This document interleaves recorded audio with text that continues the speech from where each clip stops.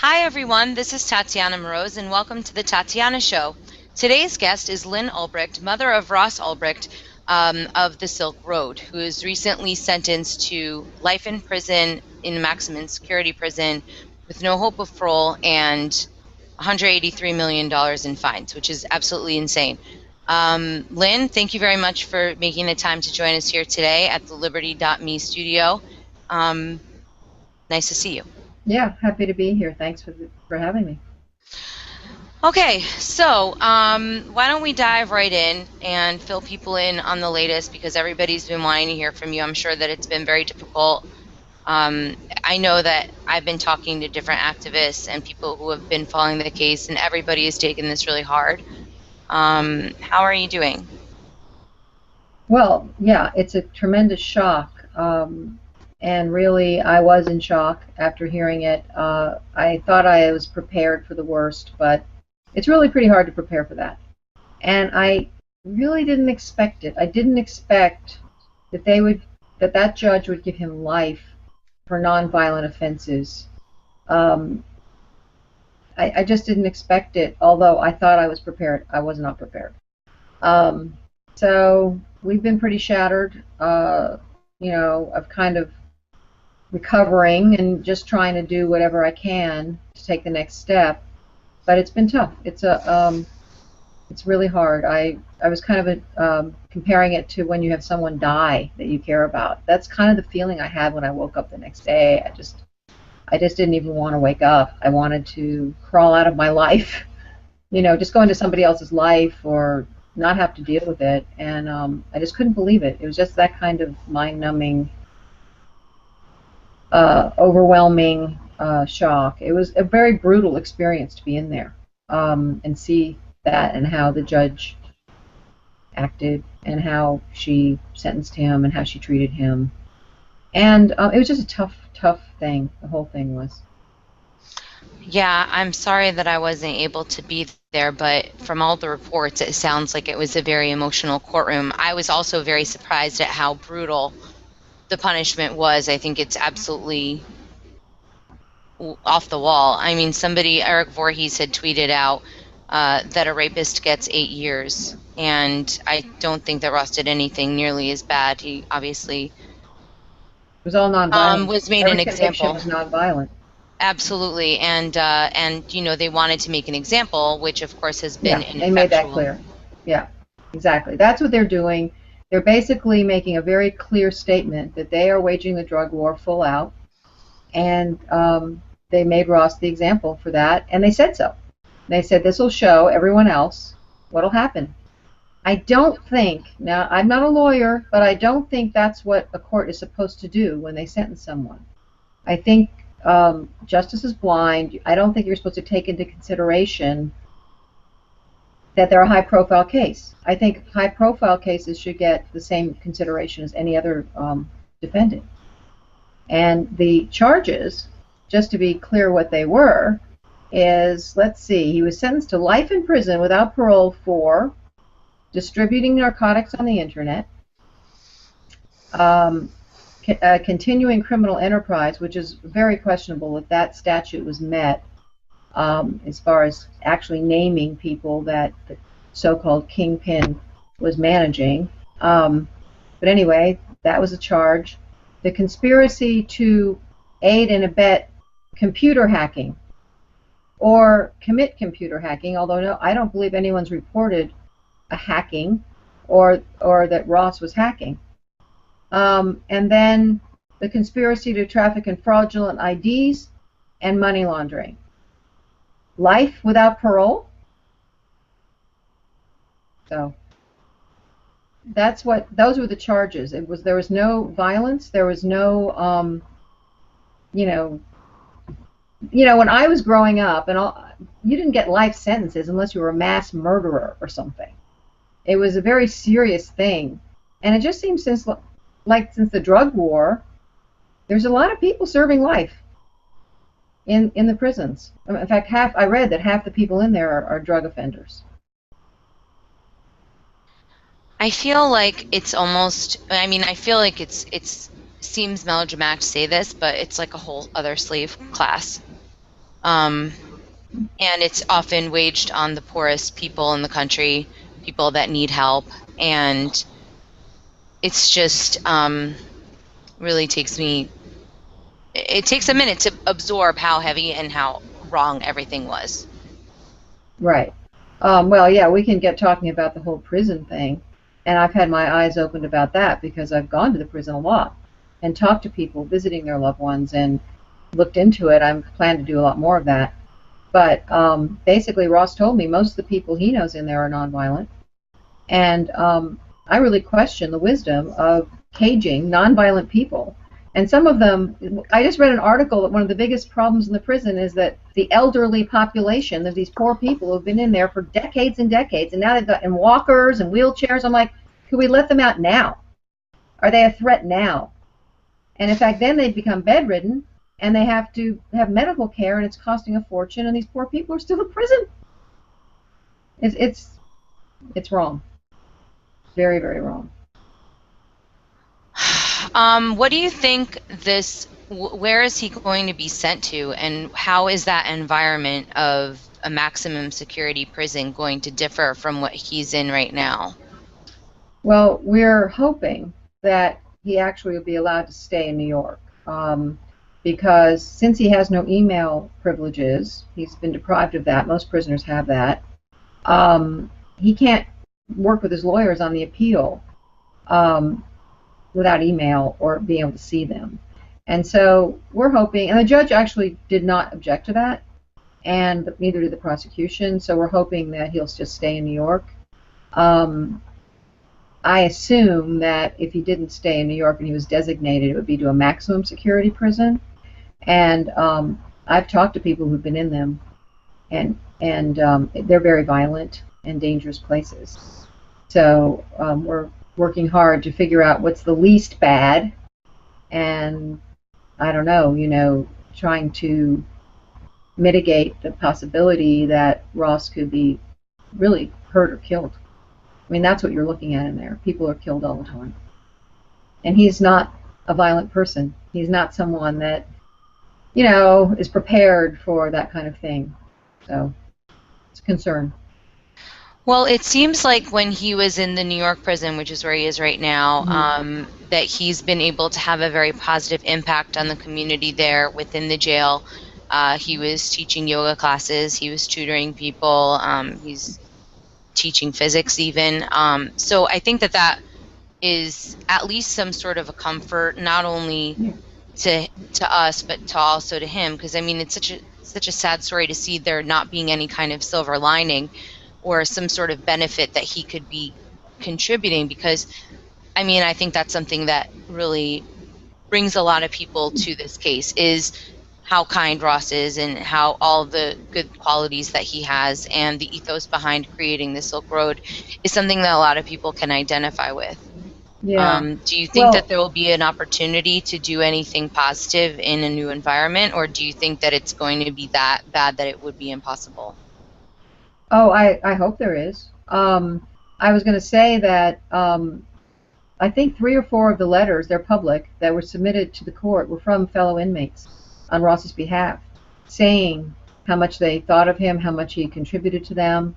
One of them said that he had helped 3 of them get into college, I guess on a correspondence course. And I think a few of them went to the person in charge of, I guess, the education in the prison and said, we don't know what we're going to do when Ross leaves. I've learned more from him, from he's been here.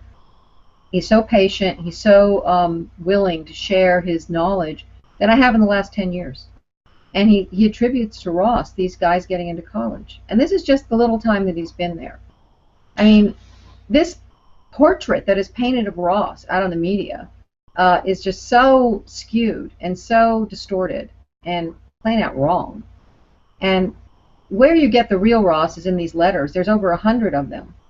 The people have stood by him through this and steadfastly say, this person is one of the best people I know. And now he's making new friends in the prison who are standing up and saying the same thing. I think there is opportunities in these prisons. I think the main thing is staying safe, and I think there's all kinds of extortion and you pay for protection. I mean, these are stories I'm hearing. And, I talked to someone who's witnessed murders and stabbings, and, it's a violent place. So we're hoping that somehow he can avoid that. He doesn't belong in a place like that at all. He certainly doesn't. I mean, I think that that's really clear. And also, I wonder if that, I mean, I think that Ross's idealism has brought this all on him, and that's really very sad, and it's also a point of connection for a lot of different people. But I think that if he, is in a jail, there's no greater group of people that are ready for a message of freedom and for that kind of philosophy. Yeah. Yeah. And it really gets to the heart of how we treat people in this country, and that there are so many people actually locked in cages where it's violent and scary and bad, and this is doing nothing to rehabilitate these individuals. It is simply taking advantage of them, looting the taxpayers for extra money, making money for the prison complex, reselling of the labor of the prisoner population. It's very racially targeted. I mean, the good thing with Ross is I think that he can potentially represent a whole different face to this, and it can hopefully help people realize that it's not just some crazy thugs with guns and hanging out. I mean, there's so many different violent elements of the drug war. This was not a violent element. And now that there have been other pop-up copycat sites, do you think that they have a doctor on hand to help people?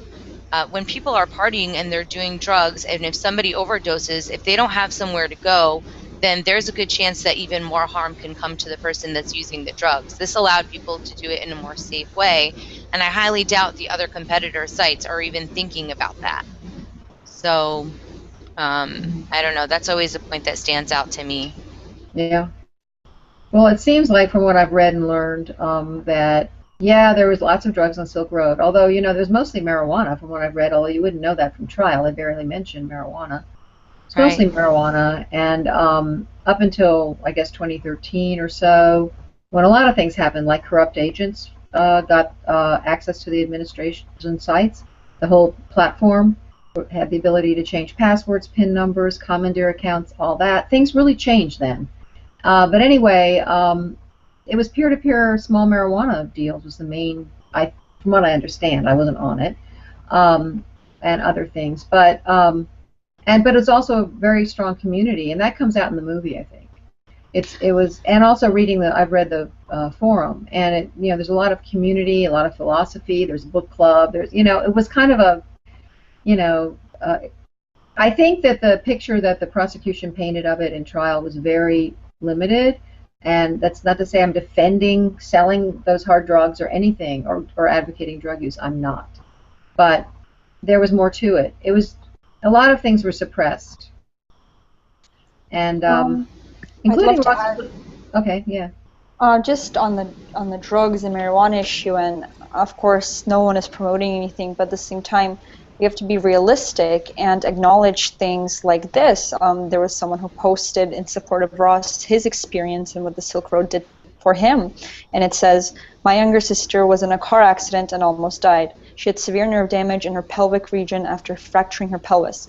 It is a rare condition, and after reading how ibogaine has helped others with her condition, she learned there are clinics in Mexico and Canada that offer this drug for treatment, but it is illegal in the U.S. She was able to self-medicate herself thanks to the Silk Road, and it helped her immensely. My mother is a breast cancer survivor. We credit chemotherapy and CBD oils as bringing her to remission. Myself, I don't want to get into specifics, but I was suffering from PTSD, and I was cured via MDMA. Guess where I found it? This all happened over the course of the last 3 years. Thank you, Ross." Yeah, one was the guy I met that said he got his insulin on Silk Road because somebody else was selling insulin they weren't using, and he says now he can't afford it. He doesn't know what he's going to do. We can't close our eyes to the hundreds of stories out there where the Silk Road has actually severely helped people, and people, everyone chooses to only see one side of things, and we can't do that. We have to see the whole picture. I do Okay, think, so go ahead. I was going to say, I do believe Ross. I have no doubt that he started it as a free market, open market website with libertarian ideals of being able to be, with limitations of things that harm people. The judge rejected that. She doesn't believe him. I know it's true. I had talked to him about that idea for years before Silk Road. What are some of the larger implications of the case that people may not be aware of? Sometimes when people try and talk about that, it can sound a little bit confusing. You know, I'm having a hard time understanding it because there's echo now. Can you say it Okay, again? I didn't do anything different with my recording Yeah. equipment, so that's frustrating. Okay, now I can hear you better. Go ahead, say again. Yeah, but on my side, I have a lot of. Can you tell us a little bit about what are the larger implications of this case? Yeah, well, a lot of precedent can be set through this case that's very disturbing. One is basically that the standard for evidence has been substantially lowered because now digital evidence, screenshots, chats, is acceptable according to that courtroom as evidence. And it's been thrown out in other cases. I mean, even a mortgage company won't accept a screenshot of a bank statement because they know how easily faked it is. But the prosecution's case was almost completely digital, and it is a very easily faked, manipulated, edited, planted type of evidence, and that opens up the door for the ease of prosecuting people if you can use digital evidence. Another thing is the way the warrant for the laptop was. The question comes up, is a laptop an object, an inert object, so you get a warrant for a laptop, or is a laptop a portal to lots of different things, like a file cabinet, or a desk, or even a whole house, when you think of what's stored on a laptop? And so do you need a warrant for something you're specifically looking for on a laptop? And if you don't have a particular warrant, then it's called a general warrant, and it's just whatever we can find, rummage through, go on a fishing expedition. This is what we fought the Revolutionary War for. One of the main reasons. This is why they wrote the Fourth Amendment, is against general warrants. And so this is a very important question for the digital age because we keep most of our lives on our phones and laptops. And they had a general warrant for Ross's laptop. Of course, there's also the question of, can the U.S. government hack into a foreign server without a warrant and lie about it under oath? At least I don't know if he was lying because I'm not technically savvy enough. That's just what experts all over the world said. And then the transferred intent, which is saying one person's responsible for what another person does. So, for instance, Federal Express being indicted for people sending illegal pharmaceuticals by Federal Express. They indicted Federal Express for drug trafficking and money laundering. That's transferred intent, blaming Federal Express. And that's, if they blame a website host for what's on the site, that has huge implications. And, this whole thing in the courtroom of overdose deaths, and they're tragic. It's a terrible thing. It's hard to listen to. I felt really horrible for those parents. But the question is, does this foreshadow a precedent where a website host is responsible for the misuse of a product that's bought from someone else who's on their website? And the liability keeps getting bigger and bigger. And it's a big question. And by the way, about that, the government itself had the server during the time that 2 of those overdose deaths occurred, and they kept the server up and Silk Road running and open for business during that time that those things happened. So are they liable? These are questions that are important. What is the level of people's concern for that? I mean, I don't really know who would necessarily be writing about that specific aspect, but is there a concern among lawyers? I don't know. Like, are they realizing what has just happened, or is everybody kind of just distracted by it being the Silk Road drug case? I mean, are people seeing the implications of it? I hope so. One lawyer blogged that the Silk Road was the birth of law for the digital age. And he said, watch it as a spectator at your peril. He was saying, this is we're at a crossroads. We're going into a whole new age, digital age. And I can feel it because I lived in the old age, right? The 20th century. And it's definitely different. Things are changing very quickly. But the law is not quite there. It's being made. It's being set up right now, and it's up to, we don't know, how it's all going to be. But the precedents that are set now for these digital questions will determine the law going forward, and it will determine our freedoms. So it's a very important time right now, and things are somewhat in flux and in transition. And he saw it, this particular lawyer. So I think that this sentencing has shocked a lot of people. It is shocking. It's frightening. A friend of mine wrote and said, this puts us all in peril, this sentencing. This is a frightening thing. And to see the government just use its power like that, so out of proportion, is alarming. And I think from what I'm seeing, I haven't had a lot of time to really read everything. Seems like a lot of people are very concerned.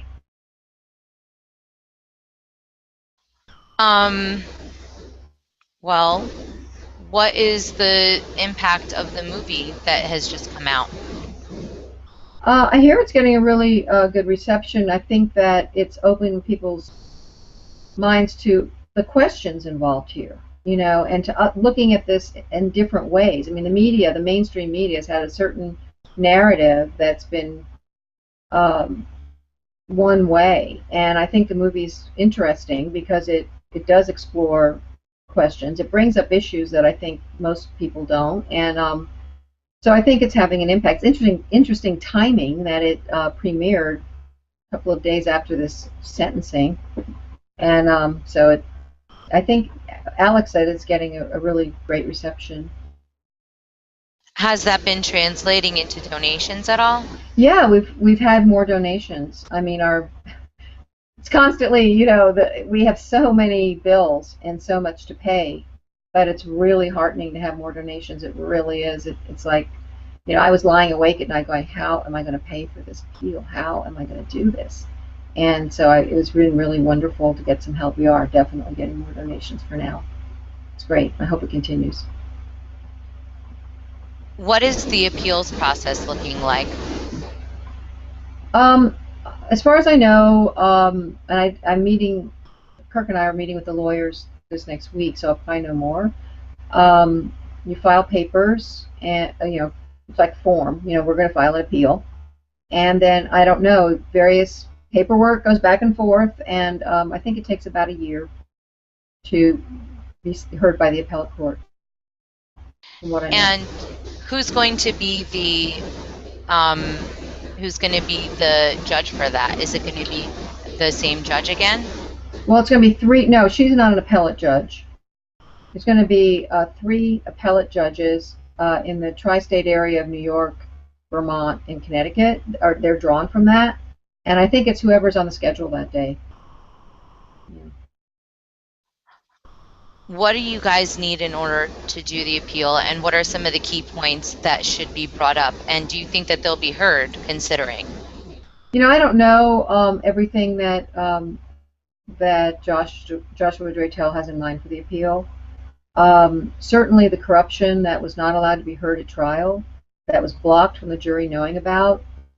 And by the way, that corruption, and it definitely goes beyond stealing from the Silk Road, because as I said before, they had administrative access to do all kinds of things on there, including commandeer DPR's account and act as DPR. They had the ability to do that.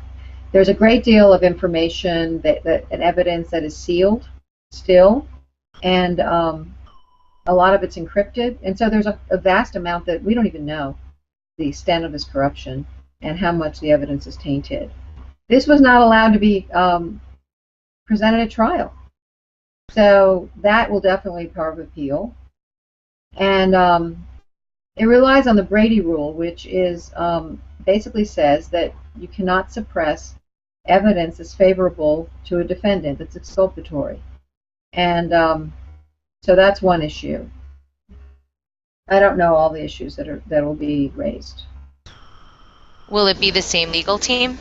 Yes. Have you thought about which groups outside of the Bitcoin community that you could be reaching out to now that the worst part is over, so to speak? I don't know what's the worst part, but yeah, really. You always think you've had the worst part, and then it gets worse. I really feel like this is a drug war case. It's brought a lot of attention to, and the prosecution and judge obviously do too. And I feel like anyone who is concerned or against the drug war should take an interest in this case and help us appeal it, because if it's pushed back, it'll be a huge victory. It's an opportunity, really, to really do something to push back against this drug war, which is so destructive that has not stopped anyone from using drugs. So it's been a big failure that way, but it's a huge success if you're after money, power, and expansion of government, and stuffing our prisons beyond their capacity with nonviolent people. It's a huge success, and it's wrong. It's very wrong, and so this is an opportunity to push back, and the court the other day made it very clear this is a political case, and in a sense you can say Ross is a political prisoner. They were very political. She even brought up his political beliefs at the sentencing, which were, she brought up things that were on the site that were, against the U.S. government, saying, the U.S. government, negative things about the U.S. government, and lots of people do that. And she said, well, that's really dangerous, and that really troubles me. And so his political beliefs were part of this sentencing. do you think that people are understanding the gravity? Like, how are people accepting this case other than people that are from within the community? Do you think other people see it in a sympathetic light? Do they see that this was a gross misjustice? I mean, some of the comments on different kinds of posts around the internet have definitely been negative, but most of them I think are pretty human. So I wonder if they're kind of trolls. I feel like it's very disturbing what has gone on here, because it really shows that the government is not messing around. The way that it treated Bradley Manning, the way that it treated Edward Snowden, the way that it treated Julian Assange and Aaron Schwartz, and now Ross Ulbricht. Barrett Brown too. Don't forget him. Absolutely. Yeah. Right. I'm sorry. What was the question? You said something. Well, and I just do you think that people are connecting? Yeah. Are they getting this? Aside from the Liberty people who are obviously going to get it, so to speak. Do you think that the average person does? Right. Well, the thing is, it's hard because the way the media portrays it, how can they? A lot of people think Ross has been convicted for murder. He wasn't even charged with it. Could we talk about that?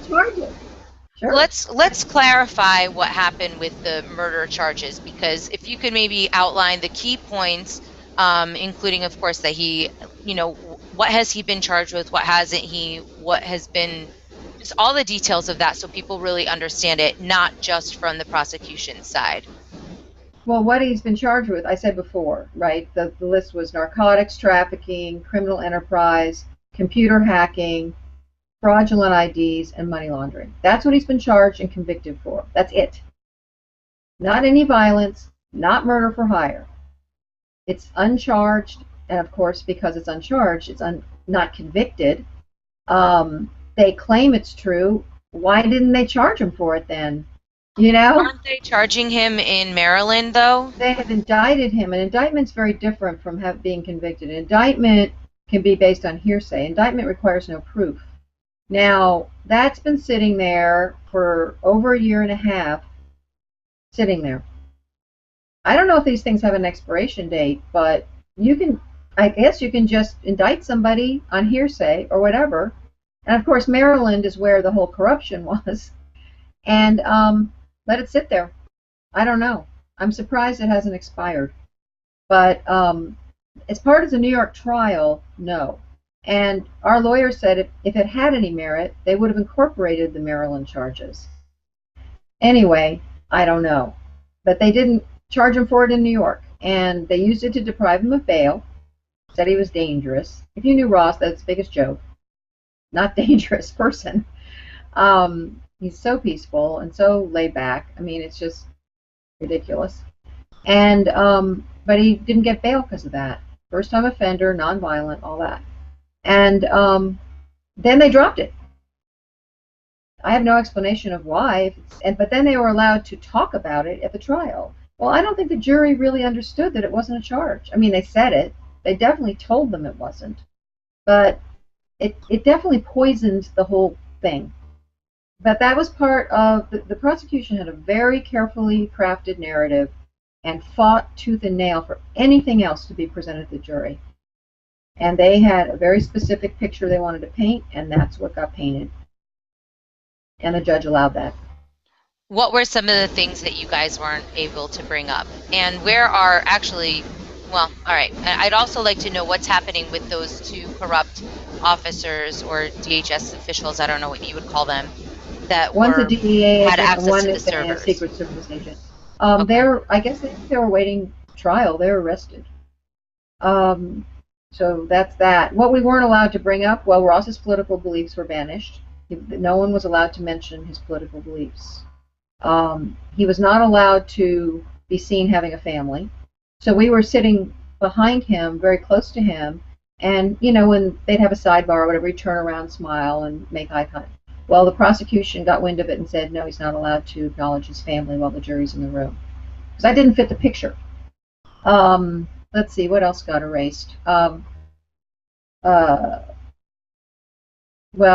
you know, actually, Agent Tarbell got erased, who was the lead investigator.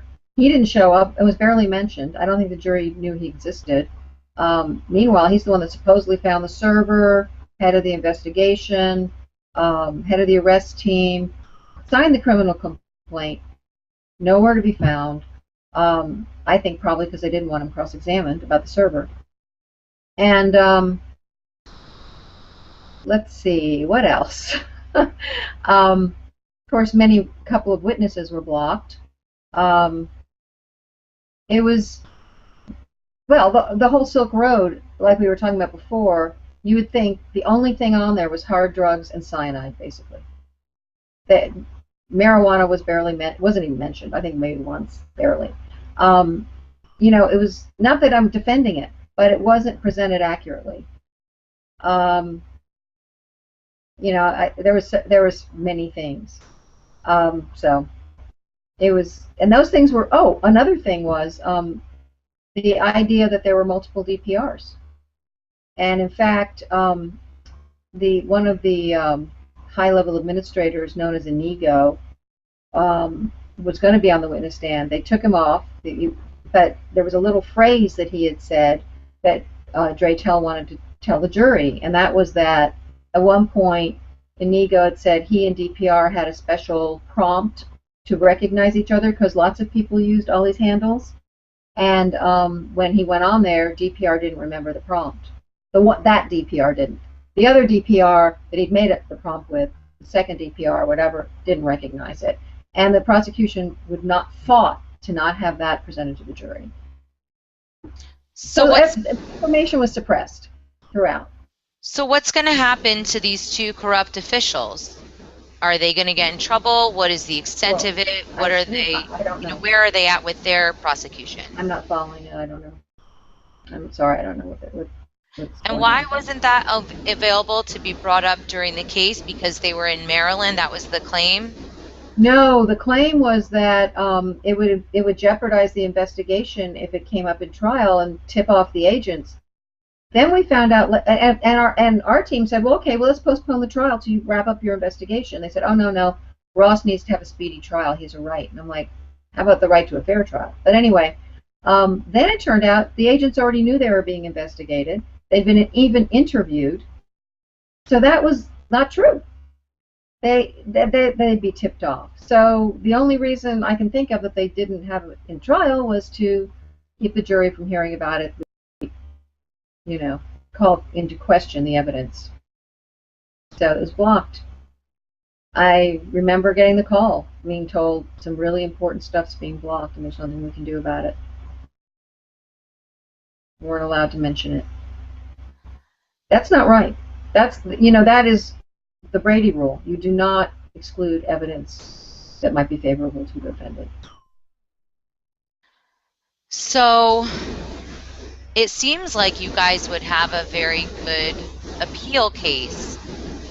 I hope Do so. you think that the community's response to it and people's putting pressure and maybe becoming more aware of the failure of the drug war, do you think that would be something that would be able to help change the opinion of the court? Because this time it seemed purposely ignoring facts, purposely ignoring any concept of justice.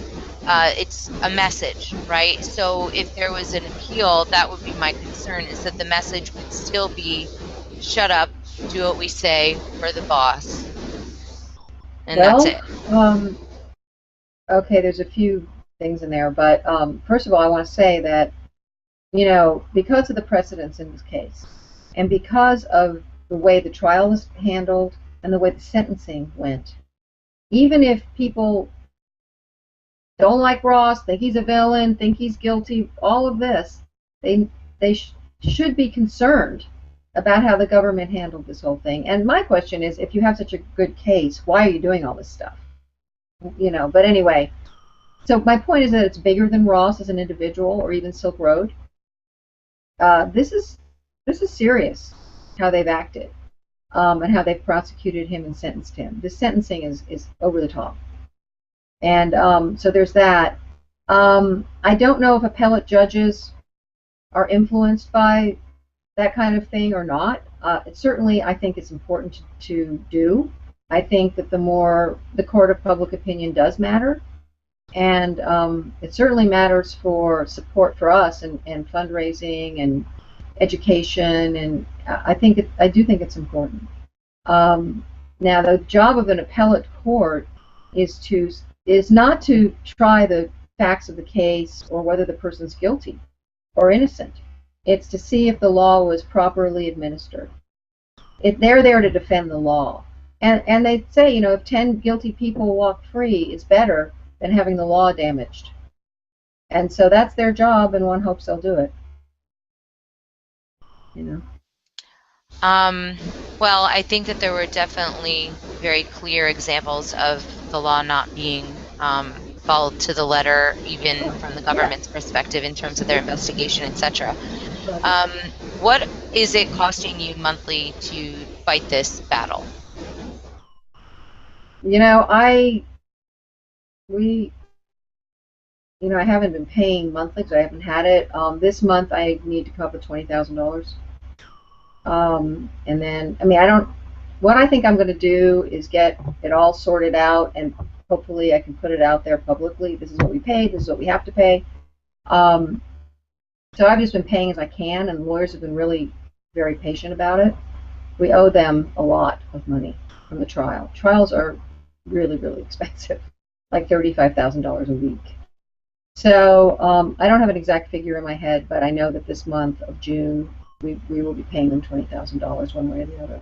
Plus, there was the pathologist at the sentencing that we had to hire for $9,000 to defend against. He came up with and said there's no scientific evidence or way you can determine the deaths of these overdose people.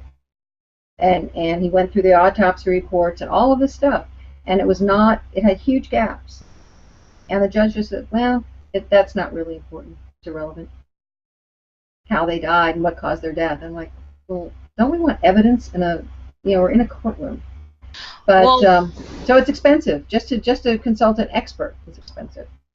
well, to talk about the people that it was accused the Silk Road was responsible for killing through their drug use, I believe that 2 of the people that died supposedly during the Silk Road, it was during the part that it was taken over by the U.S. government. Right. So wouldn't they be equally liable for the Well, deaths of people? that's what I was saying earlier. Yeah. Well, by their logic, yeah.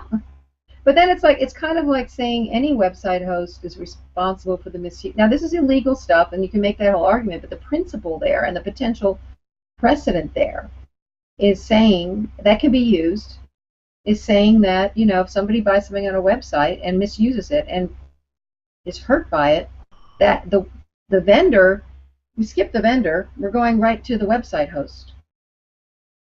And, every website, or a lot of websites, have illegitimate, slightly legitimate stuff on them. So it opens it's a crack in the door. And these things would come up in the appeal, correct? I'm not sure exactly what's going to be appealed.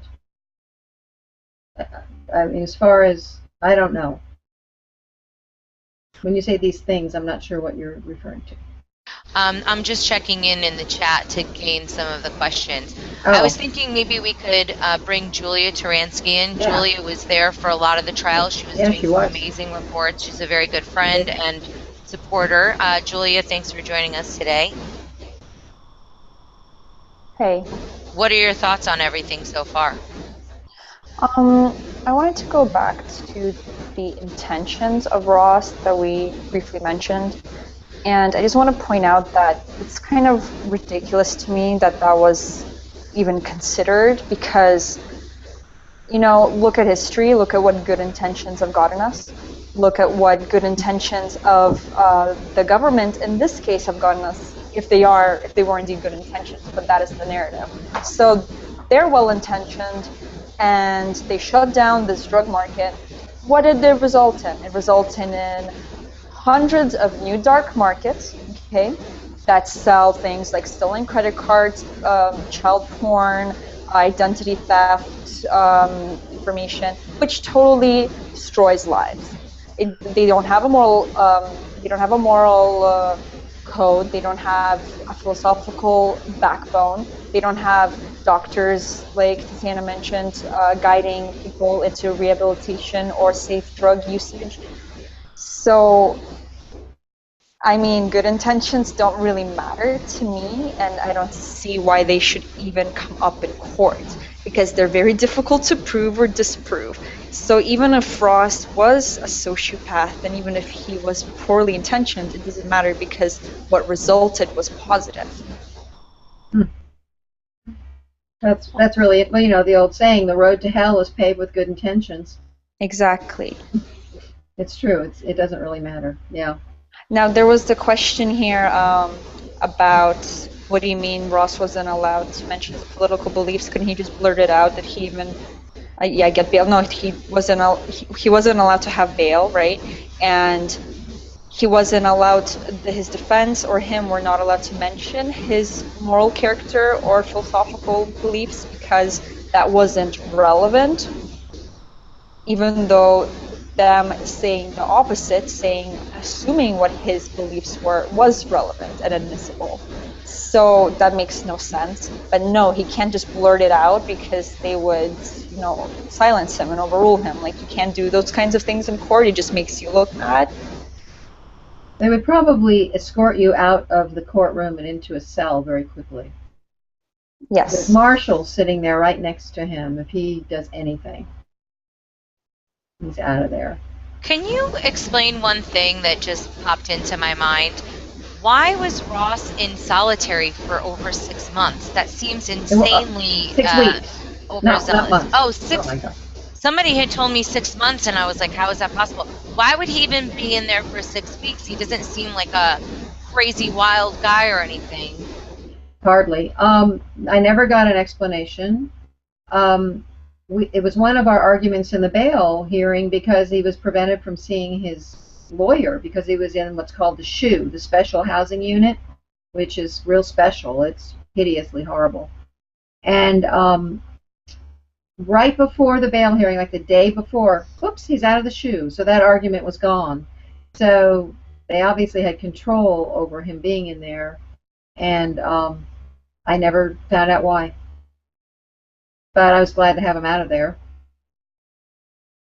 What are some of the talks that you're doing that are up and coming, Lyn? And what are you going on tour with the movie anymore? I know that they're showing it at different festivals, and the Q&A has been very good, and I think a really great way for the audience to, you know, delve a little bit deeper. What are your plans for the upcoming months? The only thing I have planned is going up to the Porcupine Freedom Festival in New Hampshire. And actually, I'm going to screen the Deep Web movie there, and Julia and I are going to do a Q&A. And then I'm also going to do a talk on, basically I'm going to go down all the things the government did from start to finish quickly. There's so many of them, you have to be fast with it. And just give an overview of how the government has acted in this case. And, you know, talk about some other things, but... So I'm going to be up there at PorcFest. That's the only thing I really have scheduled to do publicly, you know, besides interviews like this. Do some of those. Julia, were you working on a project that you wanted to talk about? Because we've all been trying to figure out different ways that we can help out. Obviously, people can go to freeross.org. By the way, for our Let's Talk Bitcoin listeners, the secret word is freeross.org. So it's that URL address. Freeross.org is the secret word for people listening on LTB. Julia, what's the project that you are working on? I'm just putting together a care package for Ross of screenshots of all the nice articles and comments and tweets and retweets and memes that people have been making of in support of him. So if anybody wants to contribute, I'm finishing that up tonight. So if you want to tweet me a screenshot or just tweet me a supportive comment, then I'll screenshot myself at Brave the World. So that would be great. I'm actually trying to decide whether to include this. I don't know if anybody saw it. I'm going to screen share. Let's do that. Julia, just so you know, send it in an envelope, or you can do a large envelope, but if you send a box or anything... No, it'll be an envelope. Yeah, okay. Yeah, so here, can you guys see this? This is on top of Bitcoin Reddit today. Okay, so it says Obama had written in his first book, Dreams from My Father, that he had used marijuana and cocaine, maybe a little blow. He said he had not tried heroin because he did not like the pusher who was trying to sell it to him. Then there's an image of the violent drug war, and then there's an image of a happy postman delivering some heroin to Obama. And then the next thing is, fix that for ya. So maybe we should appeal to Obama to just pardon Ross because, you know, he solved his issue of getting drugs. I just kind of like that. There is a petition. Hypocrisy, right? Yeah, there is a petition just went up for Obama to pardon Ross. Yeah, I did see that. And I think it's getting a lot of signatures. So you know, even if Obama didn't pardon Ross, it would be a good statement to have a lot of people on that petition. So it's on our I posted on our Facebook. I need to put it on the website. Someone asked me if there would be a president that would potentially pardon Ross, but my opinion is that each of these presidents are exactly like the one before in terms of their overall statism. Their violence-loving, just I don't know. It's pretty bad right now, and I don't think that a president is going to be able to save our country or uphold at least the Constitution. You know, forget about anarchy. It's a little wild out there. Let's just assume that. But I mean, we're not even sticking with what this country was founded on, those principles, very basic ones. So I don't know if that appeal will work, but I do think that getting the signatures is good, although it may get us put on a list. It's a statement, you know? Exactly. Julia, any final thoughts on how you think that we can be helping support the Ross project, I guess, now that it's going to be a little bit more for the long haul? Yeah, we need the fire to keep burning. We need people to keep talking about it. We need Lyn needs donations so that she can actually go forward with the appeal and continue with it throughout, because it takes like a whole year to do it. And people write to Ross. I mean, and I would suggest don't focus on, oh, I'm so sorry you're in jail. It sucks. Just make friends with him. Write to him. Like he needs a channel to the outside world. Like he doesn't get to have the internet. So that's why I thought this care package would be really great, because he's kind of got like the horse blinders on. He doesn't know who thinks what, and just think about how much time we spend on Facebook and Twitter reassuring ourselves of our own existence and of our own voices. He's in a cell, and he's alone, and he feels alone because he's totally severed from something that has been an integral part of him growing up, which is the internet. I want to say that is so thoughtful of you, Julia, to what you're doing, and it's so true. And I've been sending him little snippets here and there, but I just, it's hard for me to keep up with it. And send him, any email that comes, I'll print it out and, positive things. But that's great that you're doing that, and it's true. That would be so neat for him to get an ongoing communication like that. And he also really likes reprints of articles, he told me. Yeah, so I've included some of the best ones that I've seen. A lot of Jeffrey Tucker's really ones. Thoughtful. Yeah, Jeffrey would be great. No, that's so thoughtful of you, really. Thank you. That makes me happy to do it. Yeah, it's really sweet. So his address is listed on freeross.org, and if you want to contact us, it's for now. That's going to be changed, correct? Well, we don't know. Actually, some of the inmates went to the guy who's the head of the education there and said, we don't know what we're going to do when Ross leaves. Oh, I already told you that. Did I already say? I can't remember what I've said now. You didn't say it quite like that. And they said, we've learned so much, and we don't know what we're going to do when he leaves. And so, who knows? Maybe that guy will put in a request to have him stay. Yeah, maybe. Is there any action they can take from within the jail to Possibly. Keep him there? That sounds like it's the greatest place in the world, but he wants to stay. He'll probably either go there. If he can stay in New York, he'll either be there or in Brooklyn. But it is a totally different. Then it's a whole new address and policies and everything. Do they read his mail? Yes. Okay. Yeah, and watch it, people. Yeah, exactly. Yeah, you do. Oh, there's another question which we get this question a lot, and it's just kind of a ridiculous one to me. And it says, why do people defend him? Because they believe that Ross's philosophy, because of his philosophy, or because they think he's innocent.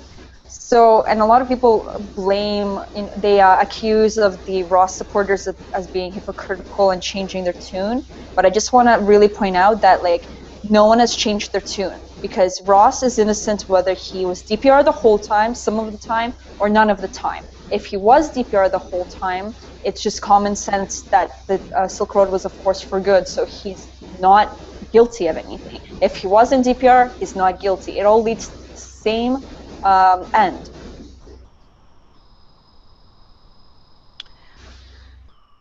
One other point, Lyn, what about Ross's computer programming background? How could he actually build the Silk Road if he was the only owner of it? Because it doesn't seem like, I have no experience with that stuff. I wouldn't know how to build a Silk Road. Was he computer savvy? Well, not really. He wasn't one of these kids that grew up with a computer, on the computer all the time, or even video games. I was kind of mom was like, turn off the TV or whatever, go outside and play.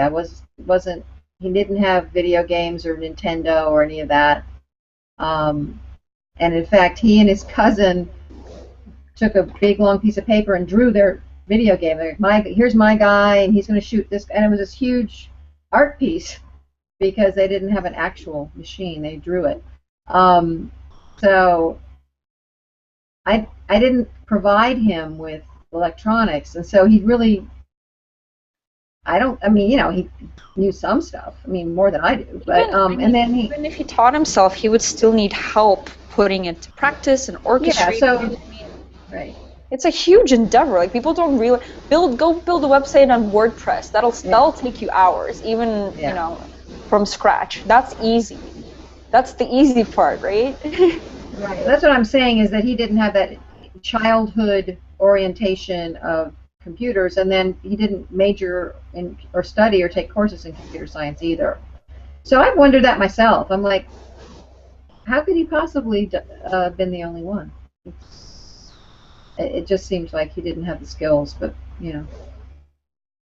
Okay. So we're going to look forward toward the appeal. We're going to ask anybody in the audience that has any suggestions for different larger activist groups that Lyn could potentially fit with. That would be great, because then we could do some outreach and build up awareness for their causes as well as Ross's case. I would highly encourage everybody to please donate to freeross.org. You go to that website, there's a QR code, you could donate Bitcoin. I was speaking with Chris from Pro Tip, and he was saying that once his thing launches, I think within the next month or two tops, you can set it up to automatically donate. Lyn, do you have any kind of automatic monthly donation so people can just say, okay, every month I want to give $20 or something like that? Is there something set up like that on the website? There's people have set it up on PayPal themselves. That's interesting. I'll have to find out about that. Setting it up on the website, so people can do that. Well, Pro Tip will be able to help with that. Julia, I know that you're doing a lot of stuff to help raise awareness. Where can people check out all of your information and maybe get, if they wanted to get some of the videos from the actual court case? Julia was there, so she was reporting basically right after she left the courtroom. And if people want a little more background. If you want a lot of the detail of what happened during the trial, I have 3 videos, and it's on my YouTube channel, Brave the World channel on YouTube. You can just search Brave the World in YouTube and it should come up. Or you can access the channel through my website, bravetheworld.com. Or if you forget that, at Brave the World on my Twitter, and you can get links from anywhere. Okay, great. Well, please check out the Deep Web movie. I think you can get it on Epix HD. You can get a free trial. You can watch it there. Please tell everybody about this case. Whenever you think about Ross, send out a tweet about him, because we need to make sure that people are constantly thinking about this. We're driving home what has happened here and what we can do as a community to help him. Please donate. Please spread the word. Let me say something else. Sure, absolutely. I just want to say, that's so true, because one of my fears is that, people will just forget about Ross and he'll just be rotting. I mean, I'm not going to, but, I hate to think that he would just be forgotten. And so it's true. It'd be nice not to forget him. It's easy to do when someone's off, stuffed away in prison. And the other thing I was going to say is, besides money, which we always need, is, if you have ideas or networking or, any kind of supportive thing, or want to offer time or volunteer, just contact us through the website, and you'll probably get me. I'll probably answer your emails, because it's basically me. So I'll can use all the help I can get. Yeah, folks, if you want to donate some time, of course in a consistent way, because, teaching somebody how to handle that stuff, I'm sure Lyn could appreciate it, and at the very least do some retweets, do some social media stuff, and let's stay connected. Awesome. All right, thank you very much to everybody for being here today. Thank you, Julia. Thank you, Lyn. We'll do a follow-up maybe in a month or so when I come back to New York, so we can keep this idea fresh in everybody's mind. Check out the Deep Web movie. Thanks to the LTV audience. Thank you very much to Liberty.me for hosting us. If you like this video, please share it. We'll be back Monday night, 9 p.m. Eastern next week. Thank you. Bye. Thanks, Tatiana. Bye.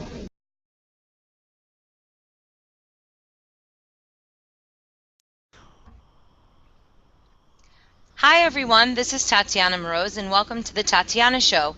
Today's guest is Lyn Ulbricht, mother of Ross Ulbricht, of the Silk Road, who is recently sentenced to life in prison, in maximum security prison, with no hope of parole and $183 million in fines, which is absolutely insane.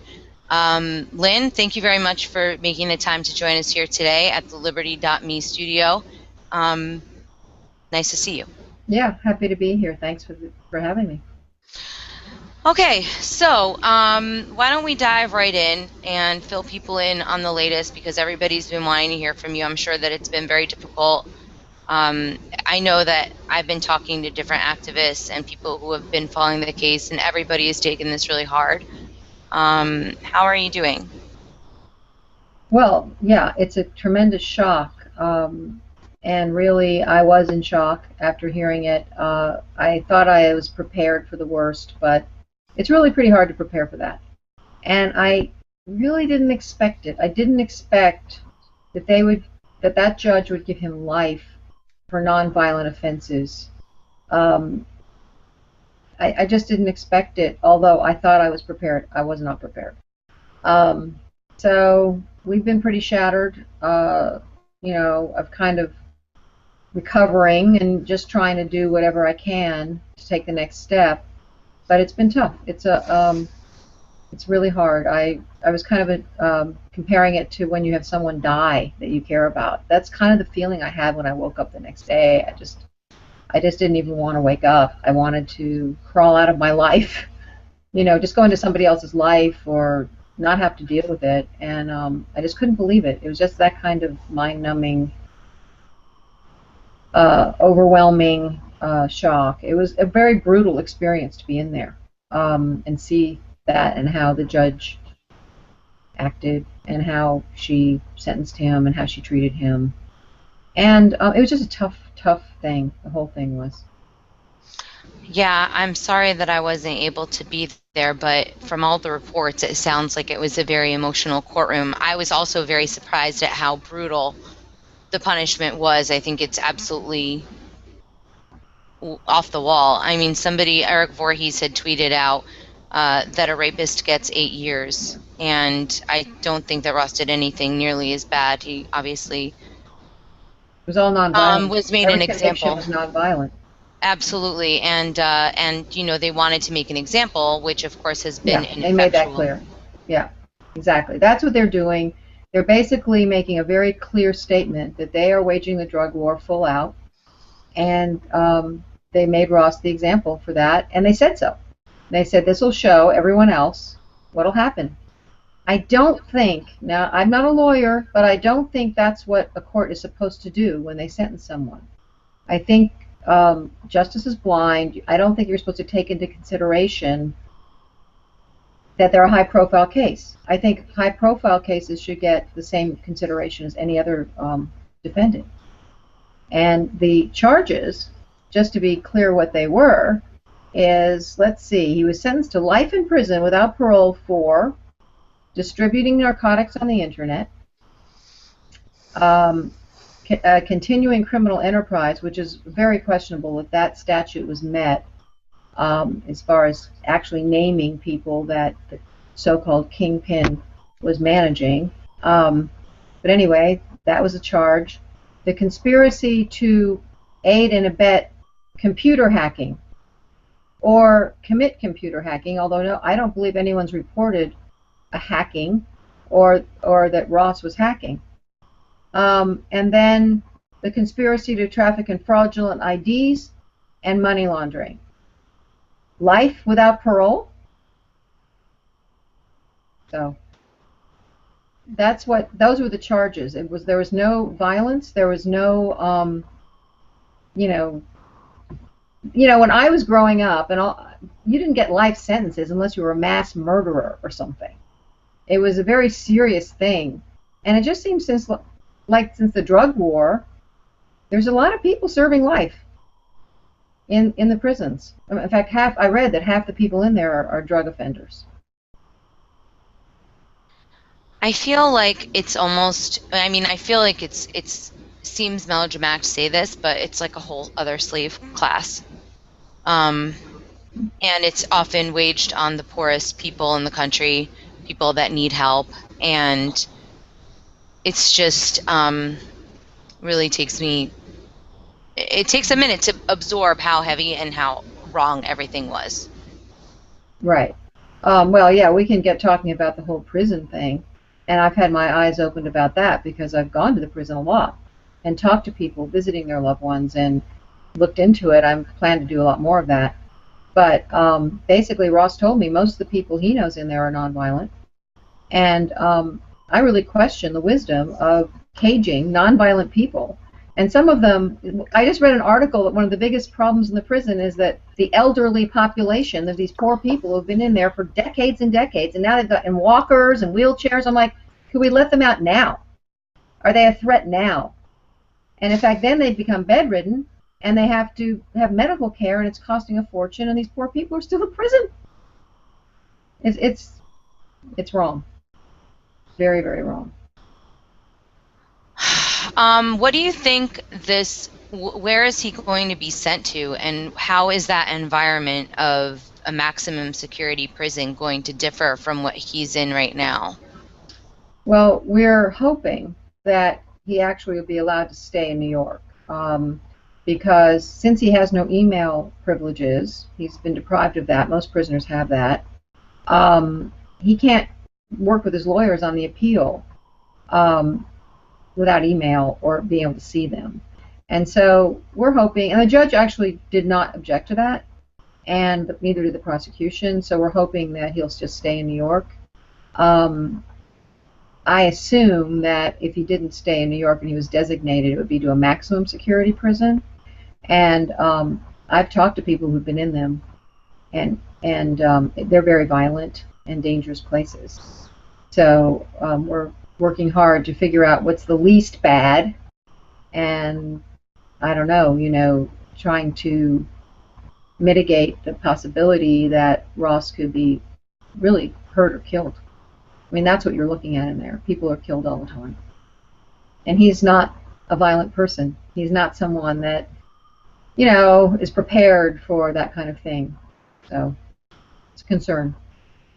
Well, it seems like when he was in the New York prison, which is where he is right now, that he's been able to have a very positive impact on the community there within the jail. He was teaching yoga classes. He was tutoring people. He's teaching physics even. So I think that is at least some sort of a comfort, not only to us, but also to him. Because, I mean, it's such a sad story to see there not being any kind of silver lining or some sort of benefit that he could be contributing, because I mean, I think that's something that really brings a lot of people to this case, is how kind Ross is and how all the good qualities that he has and the ethos behind creating the Silk Road is something that a lot of people can identify with. Yeah. Do you think that there will be an opportunity to do anything positive in a new environment, or do you think that it's going to be that bad that it would be impossible? Oh, I hope there is. I was going to say that I think 3 or 4 of the letters, they're public, that were submitted to the court were from fellow inmates on Ross's behalf, saying how much they thought of him, how much he contributed to them. One of them said that he had helped 3 of them get into college, I guess on a correspondence course. And I think a few of them went to the person in charge of, I guess, the education in the prison and said, we don't know what we're going to do when Ross leaves. I've learned more from him, from he's been here.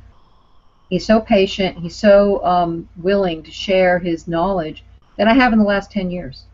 And he attributes to Ross these guys getting into college. And this is just the little time that he's been there. I mean, this portrait that is painted of Ross out on the media is just so skewed and so distorted. And